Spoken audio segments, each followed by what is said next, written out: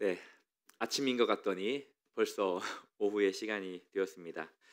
오늘은 이제 우리가 이제 가정, 가정에 특별히 자녀와 부모와의 그러한 관계에 대한 말씀의 은혜를 나누려고 하는데, 말씀을 준비하면서 드는 생각이, 여기에 계신 분들 가운데에 상당히 자녀들을 출가시킨 분들도 많이 있고, 이제 부모님들이 또 안 계시는 분들도 또 여러 있다는 그런 느낌이 많이 들었고요. 이제 실질적으로 어떤 면에서는 이제 이 말씀은 좀 저학년의 아이들, 이제 이런 아이들을 두고 있는 부모님들과 좀 자녀들에게 하는 좀 말씀이라는 그런 느낌이 들긴 하는데, 앉아 있는 분들은 대부분 좀 이제 그곳에서 범주에서 벗어난 이제 분들이 많이 앉아 있지만, 그래도 이 말씀을 통해서 주님께서 우리에게 주시는 은혜가 있을 것이라고 믿고 함께 말씀을 살펴보기를 원합니다. 이제 1절 말씀을 보면은, 자녀들아 주 안에서 너희 부모에게 순종하라, 이것이 옳으니라라고 이제 권면합니다. 말씀합니다. 이제 사도 바울은 자녀들이 부모에게 순종하는 것이 옳다라고 말씀하고 있어요. 여기에서 이제 이 옳다, 특별히 자녀가 부모에게 순종하는 것, 이 말씀, 비슷한 말씀이 또 어디에 기록이 되었냐면 골로새서에서 기록이 되었는데, 골로새서 3장 20절에 보면은 이제 자녀가 부모에게 순종하는 것이 이는 주 안에서 기쁘게 하는 것이다라고 그렇게 말씀을 합니다. 다시 이제 본문으로 돌아오면, 이제 옳다라는 이 말이 가지고 있는 의미를 좀 우리가 살펴볼 필요가 있는데요. 옳으니라라는 이 단어는 디카이오스, 어쩌면 한 번 정도는 들어봤을 것 같은 이제 헬라어인데, 디카이오스라는 말입니다. 이 말의 의미는 본질적으로 옳다는 거예요. 그러니까 자녀들이 부모에게 순종하는 것은 정말 정말 본질적으로 옳은 거예요. 아직도 부모님이 계시면 그 부모님에게 순종하기를 주님의 이름으로 축복합니다. 이제 이것이 하나님께서 우리에게 주신 창조 질서고 또 자연 질서예요. 이것을 이제 벗어나면 당연히 안 좋은 거죠. 그리고 이 디카이오스라는 단어는 또 이제 원래 어떤 의미를 가지고 있냐면 의롭다라는 의미를 가지고 있습니다. 이제 의롭다는 이 표현은 누구를 향한 표현이냐면 하나님을 향한 표현이거든요. 하나님의 성품을 의미하죠. 하나님이 가지고 있는 성품은 의로운 성품이거든요. 그래서 이제 이 의롭다, 부모님의 그 말씀에 순종하는 것, 이것이 의로운 일이고, 또 골로새서에서는 주님께서 기뻐하시는 일이고, 또 이제 이것을 통해서 우리가 하나님의 성품을 닮아갈 수 있다는 거예요. 그래서 지금 여기에 앉아 계신 우리 성도님들의 얼굴을 보면은 정말 부모님께 순종 잘하신 그러한 얼굴이에요. 피곤하실 것 같아가지고 웃으시라고. 네. 실질적으로 그렇게 순종했을 거라고 생각이 들지만, 참 이제 부모님을 떠나 보내신 그러한 자녀들은 아마 좀 잘못한 것만 많이 생각이 날 거라고 생각합니다. 제가 얼마 전에 한번 이야기를 드렸었잖아요. 저희 아버지께서 좀 편찮으셔가지고 병원에 입원을 했었고, 저도 이제 시간을 내서 잠깐 고향에 내려갔다 왔는데, 저희 누님이 상당히 많은 눈물을 흘렸다는 거예요. 그래가지고 정말 저는 의외라고 생각을 했어요. 왜냐하면 누님이 그렇게 울 사람이 아니라고 저는 생각을 했거든요. 그래서 이제 누님에게 많이 울었다며? 왜 울었어? 야, 못한 것만 생각이 나. 이래가지고 그냥 밤마다 울었다는 거예요.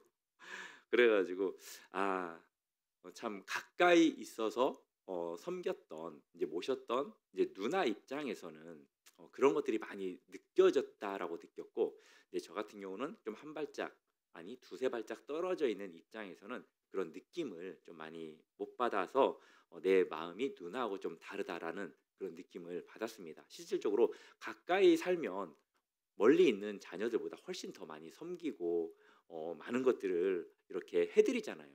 그럼에도 불구하고 그런 생각을 하는데 오히려 멀리 있는 그러한 자녀들은 거리감이 있어서 이제 그런 면에서는 덜하다라는 느낌을 받았어요. 이제 부모님들 살아 계시면 별날이 그렇게 많지 않잖아요. 이제 가까이에서 잘 섬기시고 자주 찾아뵙는 우리 성도님들이 되었으면 좋겠고, 또 이제 부모님들을 먼저 떠나 보내신 이제 우리 성도님들은 이제 부모님들께서 우리에게 베풀어 주셨던 그 사랑들 기억하시면서 신앙의 유산들 잘 이어가셨으면 좋겠습니다. 이제 부모님에게 순종한다는 것은 결국 이제 하나님을 기쁘게 하고 하나님을 닮아가는 건데, 지금 우리가 살아가고 있는 이 시대는 이제 이런 시대가 아니라는 거죠.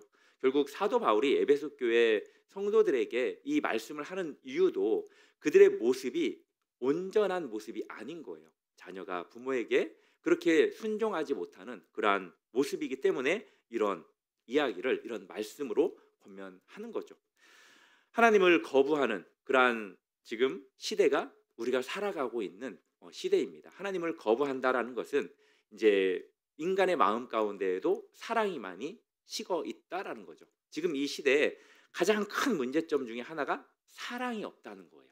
실질적으로 사랑이 있는 것 같지만 그렇게 사랑이 뜨겁지 못하다는 거죠. 그리고 이런 이야기들도 있죠. 권위가 상실한 시대, 그리고 불경건의 시대, 불신앙의 시대라고 이제 부릅니다. 그 대표적인 징조 중에 하나가 부모를 거역하는 거죠.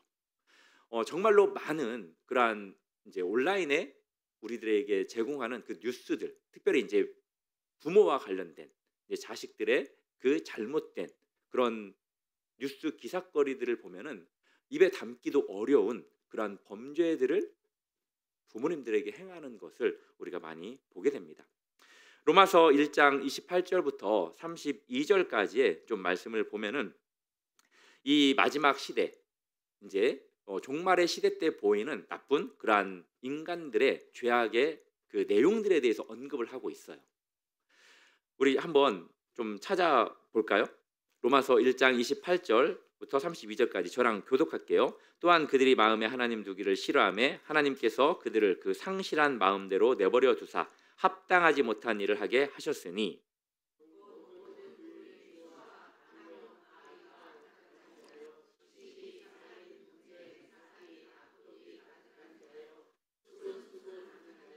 비방하는 자요, 하나님께서 미워하시는 자요, 능욕하는 자요, 교만한 자요, 자랑하는 자요, 악을 도모하는 자요, 부모를 거역하는 자요. 함께 읽겠습니다. 그들이 이 같은 일을 행하는 자를 사형에 해당한다고 하나님께서 정하심을 알고도 자기들만 행할 뿐 아니라 또한 그런 일을 행하는 자들을 옳다 하느니라. 아멘. 여기서 보면은 참 입에 담기도 안 좋은 그런 내용들이 많이 언급이 되는데, 30절에 보면은 그 중에 하나가 부모를 거역한다라는 내용도 들어 있습니다. 디모데후서 3장 2절 말씀에도 이렇게 기록이 되어 있어요. 제가 읽어드릴게요. 사람들이 자기를 사랑하며 돈을 사랑하며 자랑하며 교만하며 비방하며 부모를 거역하며 감사하지 아니하며 거룩하지 아니하며. 이제 말세의 징조 가운데 이러한 일들이 일어난다라는 건데, 여기에서도 어떤 말을 하고 있냐면 부모를 거역한다라는 말씀을 하고 있습니다. 부모에게 순종해야 되는 것은 창조 질서임에도 불구하고 자녀들이 그렇게 하지 않는다는 거죠. 그것은 그들의 마음 가운데 하나님을 향한 그러한 마음이 없기 때문에 이 세상의 악한 영들의 마음이 그들을 사로잡고 있어서 그렇게 한다는 거예요. 이제 부모에게 순종해야 된다는 것은 하나님의 명령이기도 합니다. 2절 3절에 보면은 내 아버지와 어머니를 공격하라가 아닙니다. 공경하라.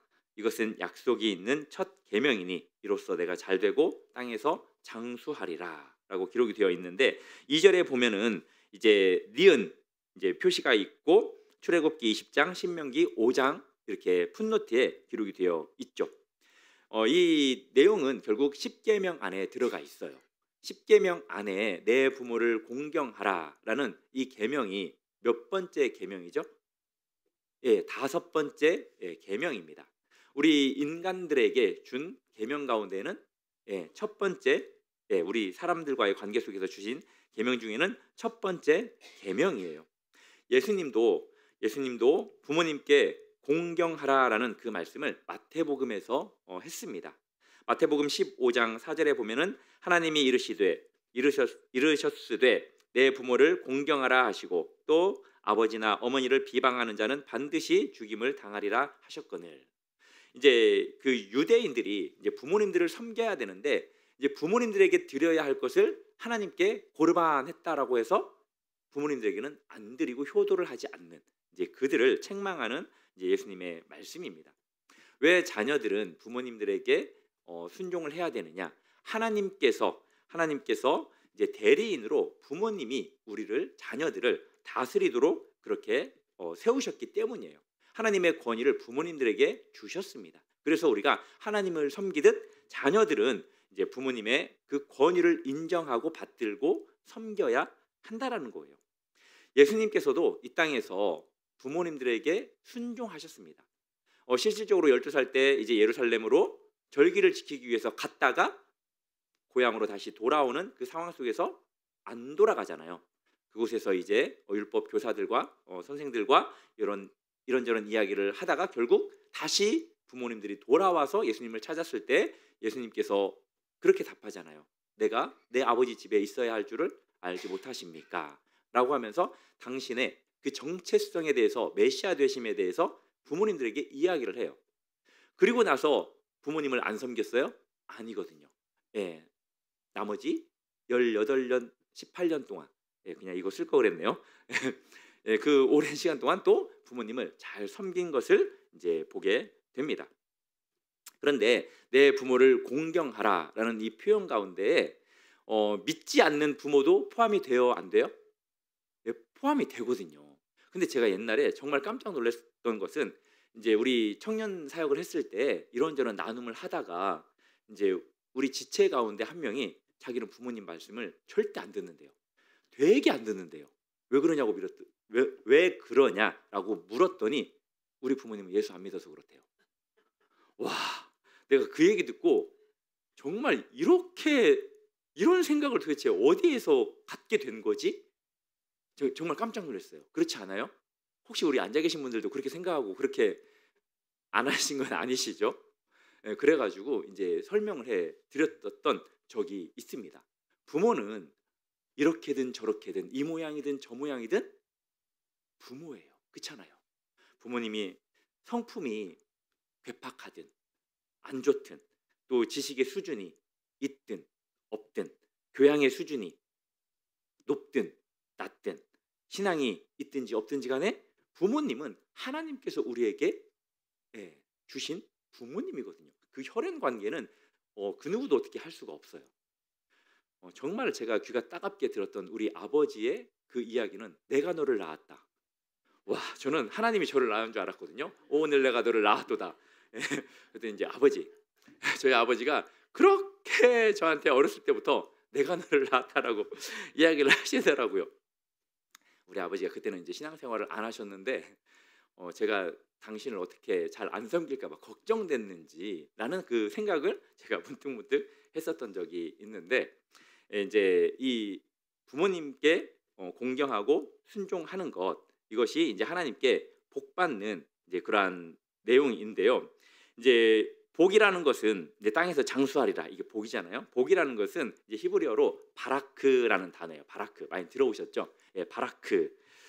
근데 이 복은 이제 우리의 그 이제 존재로부터 시작되는 게 결국 복이잖아요. 우리가 존재하지 않으면 복 자체도 없는 거잖아요. 그런데 그 존재는 누구로부터 시작이 되냐면 바로 부모님으로부터 시작이 되는 거기 때문에 결국 이제 부모에게 공경함이 자녀들에게 있어서는 의무라는 사실입니다.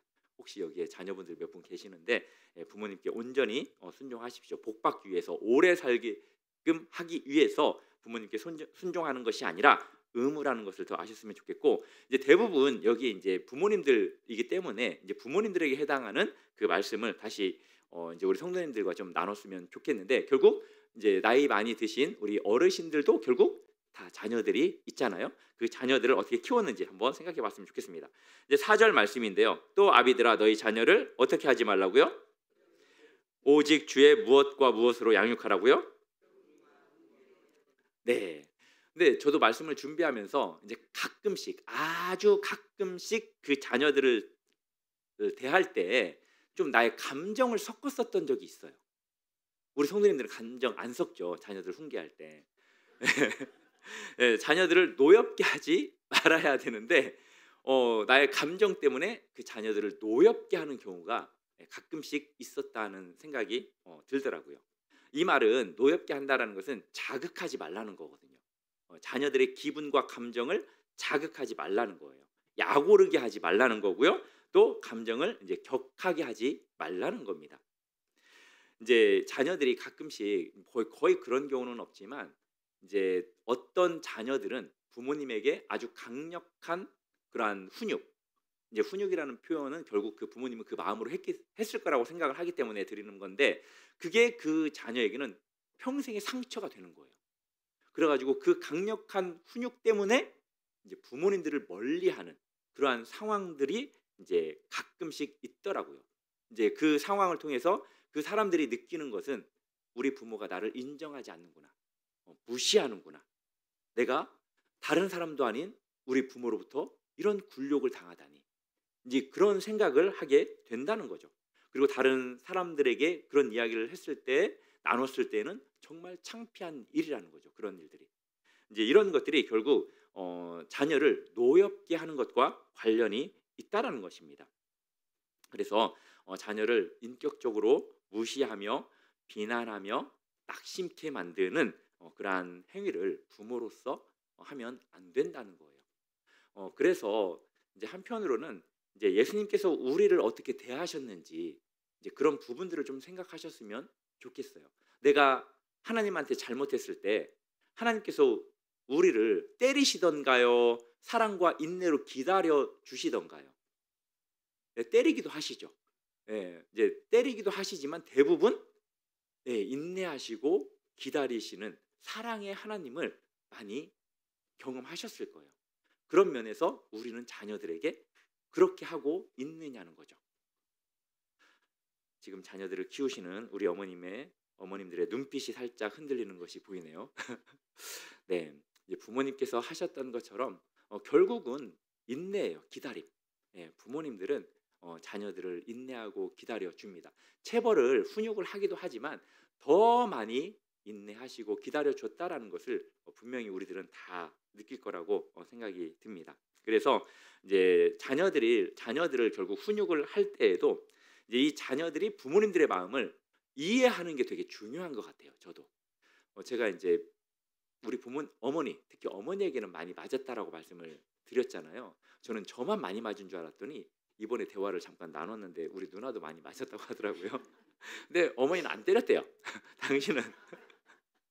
근데 이제 어머니가 잘하신 건 정말 많이 맞았는데 이제 맞아서 울면서 자고 있으면 이제 안티프라민을 그렇게 발라주셨어요. 그래가지고 그것 때문에 어머니가 나를 때렸지만 어머니가 나를 사랑하는구나. 그 안티프라민 때문에 광고는 아닌데 그것 때문에 이제 어머니의 사랑을 제가 이제 많이 깨달았어요. 어머니가 나를 때리고 싶어서 때린 게 아니다. 그런 생각을 했는데 이제 우리 부모가 나의 잘못 때문에 많이 슬퍼하고 있구나. 정말 나를 사랑하는구나라는 것을 자녀들이 느끼는 이렇게 체벌을 해야 한다라는 거예요. 자녀들은 이제 부모님들에게 장난감도 아니고요, 또 물건도 아닙니다. 자녀들은 하나님께서 맡겨주신 이제 하나님의 자녀잖아요. 이제 그것을 이제 놓칠 때가 많아요. 이제 그러다 보면 욕심이 생기는 거죠, 자녀에게. 특별히 이제 부모로서 가지지 못했던 재능들, 또 성취하지 못했던 꿈들, 이제 그것을 자녀들에게 이제 요구하는 경우가 많아요. 이제 저도 그랬으면 하는 그런 바람들이 있거든요. 분명히 이제 부모님들도 분명히 그런 욕심 때문에 정말 최선의 노력을 다해서 그 아들이 잘 되기만을 바라는 이제 그런 마음 가운데 이제 자녀들을 양육했지만 그것이 집착이 되고 또 이제 그것이 부모님들의 감정을 조절하지 못하는 원인이 될 때도 참 많이 있는 것을 보게 됩니다. 대리만족의 수단으로 자녀들을 삼는 경우가 있어요. 그렇지만 자녀들은 하나님께서 그들을 향한 하나님의 계획이 있다라는 거예요. 그것을 인정을 하셔야 됩니다. 그래서 이제 자녀를 교육할 때 이제 누구는 그런 말도 하더라고요. 내 자식이 아닌 것처럼 키워라. 그래서 제가 그 말씀을 너무나 제가 마음에 크게 감동을 받아가지고 요즘 제가 그렇게 키우고 있어요. 한편으로는 이제 우리 가까이 지내는 사람들이 저한테 질문을 하거든요. 그러면 제가 대답을 제대로 못해요. 그러면은 아빠는 맞지? 너무 관심 없는 거 아니야? 라고 이제 이야기를 하는데 관심이 없는 건 아니고 관심을 내가 끄는 거지 라고 이제 답변을 하는데 그 말이 그 말 같죠. 결국은 자녀들을 키울 때 교훈과 훈계로 우리가 키울 텐데 이제 이 교훈이라는 단어가 가지고 있는 의미가 히브리서 12장에 보면은 징계라는 단어가 있거든요. 그것과 같은 단어예요. 여기서 말하는 교훈은. 그러니까 교훈은 아이들을 사람답게 만들기 위해서 가하는 징계를 포함하는 이제 교육을 의미를 합니다. 우리가 이제 자녀들의 훈육을 정당화하기 위해서 가져다 인용하는 말씀이 잠언에 있는 말씀이에요. 잠언에 있는 말씀 두 개 한번 찾아볼까요? 23장 13절과 14절 같이 읽어보겠습니다. 시작. 아이를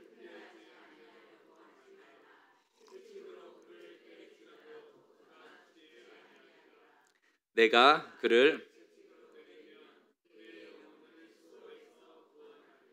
아멘. 이제 이 말씀 때문에 야 여기서 때리라고 하지 않냐 하나님도 그래가지고 막 때리는 분들이 있어요. 그런데 이제 여기에서 먼저 훈육이라는 단어는 이제 영적, 도덕적을 다 포함하는 내용이고요. 그리고 이제 어떤 단어가 나오냐면 채찍이라는 단어가 나오잖아요. 이 채찍이라는 단어는 문자 그대로 하면 맞아요. 막대기를 의미하긴 합니다. 그렇지만 이제 이 말씀을 해석할 때는 상징적으로 해석을 해야 돼요. 상징적으로. 그러니까 이제 성경에서는 권위와 훈계를 이 채찍이라는 것이 의미한다라는 거예요. 이해가 되시겠어요? 예, 부모님의 권위와 훈계를 상징적으로 표현하는 게 채찍이에요. 그래서 이제 무조건적인 체벌이 아니라 사랑과 훈육을 중심을 두고 아이들을 지도해야 된다는 거예요. 그래서 이제 폭력과 학대는 절대 이 말씀이 정당화시켜 주는 건 아니에요. 이제 제가 아까도 이야기했지만 예수님의 그 훈육은 사랑과 인내거든요. 예수님이 이제 결혼을 안 했기 때문에 그런 거 아니냐라고 이제 그렇게 반문하실 분도 있으시겠지만 절대 우리는 예수님의 자녀로서 주님이 우리를 그렇게 함부로 무조건 폭력과 그러한 체벌을 학대를 강하지 않으십니다. 믿으십니까? 그래서 자녀들에게 이렇게 훈육을 할 때는 특별히 무엇으로 해야 되냐면 말씀과 사랑으로 기도로 가르치고 훈육을 해야 돼요. 이제 그 말씀이 이제 쉐마 이스라엘아 들으라 이제 신명기 6장에 있는 그 말씀인데 그래서 이제 부모님들이 본이 되는 삶을 살고 말씀으로 훈계를 할 때 아이들이 격노하지 않고 이제 그 부모님들의 그 훈육을 그 징계를 달게 받아서 하나님의 자녀로 잘 양육될 수 있다라는 거예요. 그런 면에서 지금 우리 부모님들은 자녀들을 그렇게 잘 키워왔는지 아니면 키우고 있는지 한번 돌아보셨으면 좋겠고요.